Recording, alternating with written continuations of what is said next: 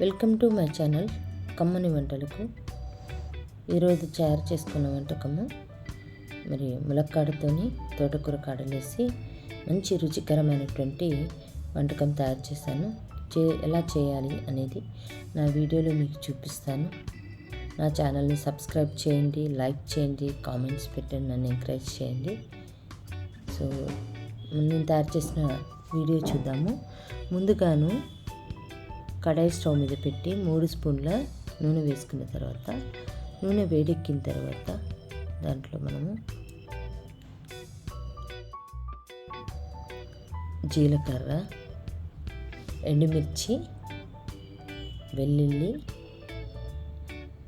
కరివేపాకు వేసిన తర్వాత కొద్దిగా వేగించిన తర్వాత మనము 1/2 కప్పు ఉల్లిపాయలు వేసుకుందాము. సన్నగా తరిగినటువంటి ఉల్లిపాయ ముక్కలు, తర్వాత 4-5 పచ్చిమిర్చి ఇవన్నీ వేసుకుని నూనెలో చక్కగాను మగ్గనిచ్చుకోవాలి. సింపుల్ మెథడ్లో నేను తయారు చేస్తున్నాను.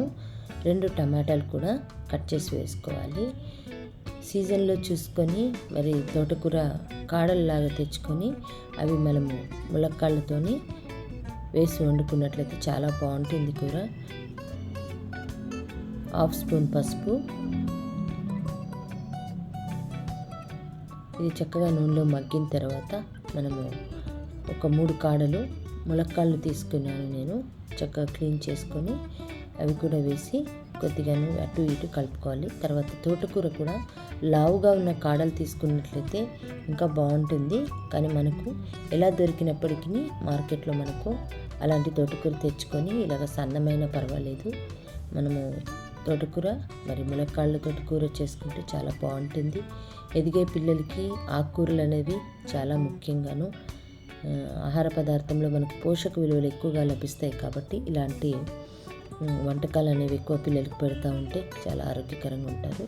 కానీ ఈ తోటకూర మరి ములక్కాడలు వండినట్లయితే చాలా బాగుంటుంది. కాడలుగా ఉన్నట్లయితే ఇంకా చాలా బాగుంటుంది. కొంతమంది కాడల్ని పడేస్తారు. పడేయకుండా ఇలా చక్కగాను మనము కూరలాగా చేసుకుంటే కాడల్లోనే మనకి ఎక్కువ విటమిన్స్ ఉంటాయన్నమాట.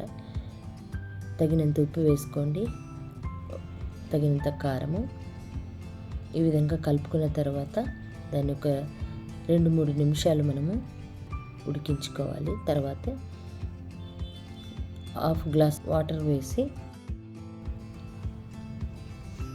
మళ్ళీ ఒక 3 నిమిషాలు మనము మగ్గనించుకుందాము.